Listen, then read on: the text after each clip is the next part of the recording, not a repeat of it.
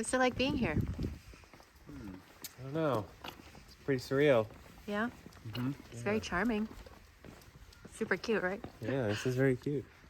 Look, there's a big giant ship right here. It's very charming.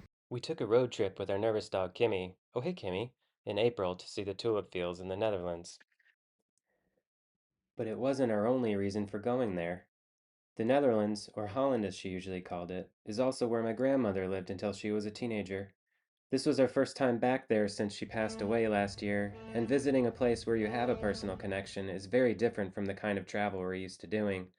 It's not just more meaningful, it's a way to learn more about yourself and your heritage story.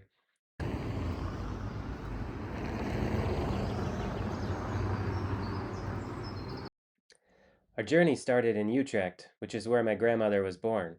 She doesn't remember much from living here, but they were there in the late 1930s for my great grandfather's delivery business. But boy, I'm glad we started here, because Utrecht was a beautiful city to visit. Today, it's known as an Amsterdam alternative with tree lined canals, medieval towers, and a university town atmosphere. We had a fun time visiting its unique museums like the Museum Spielclock with its self playing instruments, checking out the amazing architecture, and even having some award winning fries. But just like my grandmother, we didn't stay long before moving on. When the delivery business closed, my family moved back to their hometown of Enkhuizen, where they can trace their roots back to at least the 1700s.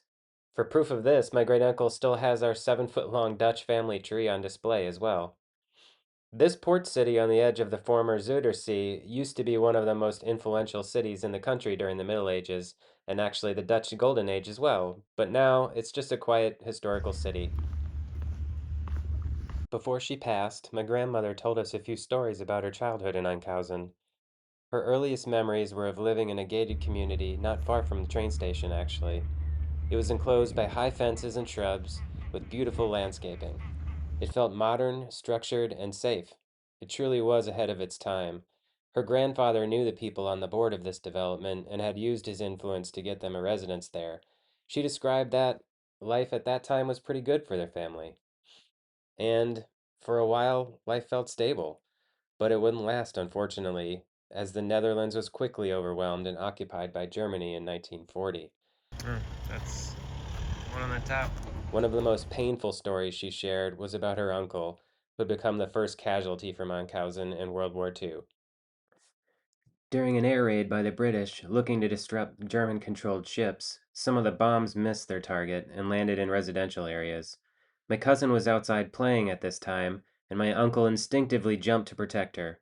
His sacrifice saved her, but unfortunately, he lost his life doing so. 2 major air raids happened here during the war, and this plaque here commemorates the victims of these tragedies. My grandmother also told me many stories about how her father helped with the Dutch resistance during the war. From the Dromedaris, the prominent tower here you can see in the harbor, he helped in locating Allied and German fighters, sending encrypted messages, and helping to hide the local Jewish population from the Nazis. Next up was her neighborhood, Snoek van Loosenpark, which I'm pretty sure I'm saying incorrectly, so I'm just going to speed it up here to save some time. While Agnes and Kimmy zoom through here, though, I can't help but think about how cool it was to finally be in the place my grandmother had described so many times. But to be lucky enough to see this in person was quite surreal. This isn't just a city, it's a living memory. I tried to imagine my grandma as a child skating across the frozen canals, walking long distances to school since there was no buses at the time, and gathering chicken eggs in her grandfather's backyard. I'll let you watch a little bit while we walk through the rest of this neighborhood.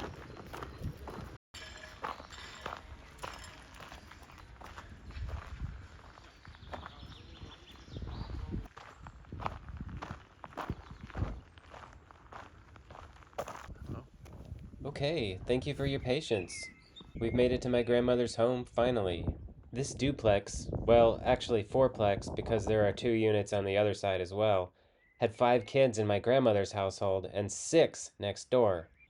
I still can't believe that many fit in there. After we see my grandmother's home, it's a short walk down the street to see where her dad's parents lived.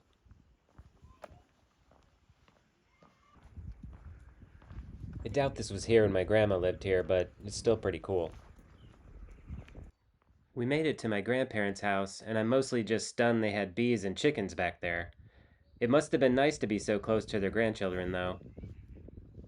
I think that's probably enough from me for the moment, so I'm gonna be quiet and let you just watch for a while because this town is pretty scenic.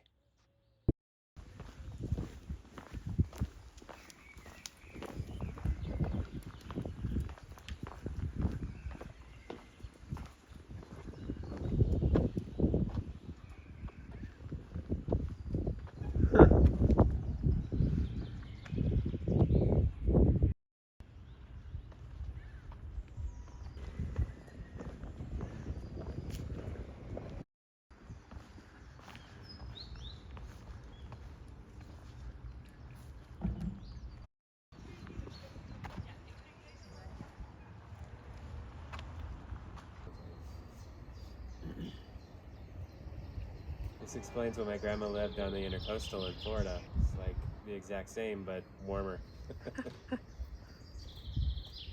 It looks nice, but it's chilly today, huh? Yeah, a little bit. It's beautiful, though. Look at this. Holland province. In the Nord. Next up is the door to the city, which is a word in Dutch I will not be saying. The other side, of course, has a canal with a boat motoring past, though, which is pretty cool.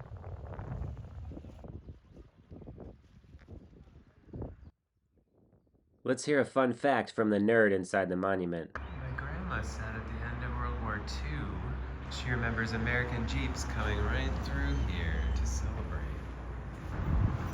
What do you think of this place, Kimmy? Nervous. She's nervous. Always.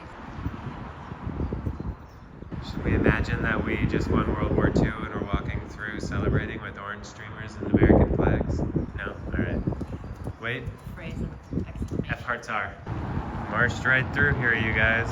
Now it's a roundabout.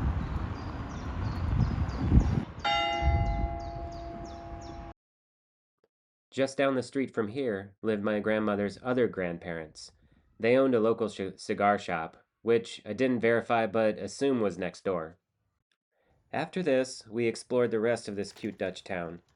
It's amazing that when you walk through the city now, you can still see the dromedaris in the old harbor, the historic buildings, as well as the preserved gates like the ones I didn't want to try to pronounce. We walked past beautiful churches, lovely canals, and since it's the Netherlands, dodged our fair share of bikes, of course. While eating at a local restaurant, I couldn't help but think of how I'd enjoy this place even if it weren't for my family connection. It must have been really hard for them to leave their life and move abroad, which is what they planned for nearly 5 years after the war.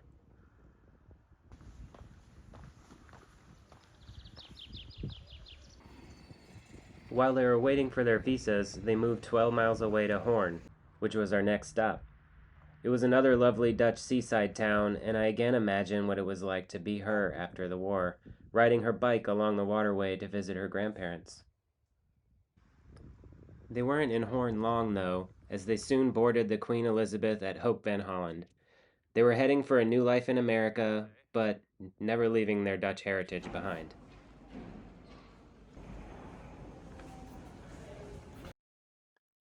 Thanks for coming with me on this journey in North Holland.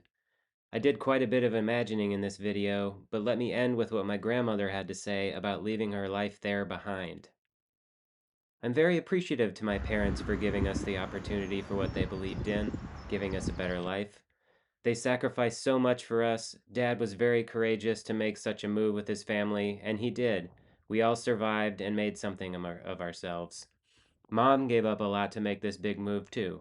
She must have loved Dad very much to pick up her life not knowing the language and the loneliness she must have experienced. They both did well through all the ups and downs they experienced, and writing this gave me a new appreciation of my parents.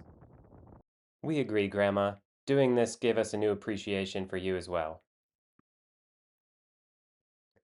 Thanks again for watching. If you like this, my dumb jokes, or just travel in general, please remember to like and subscribe.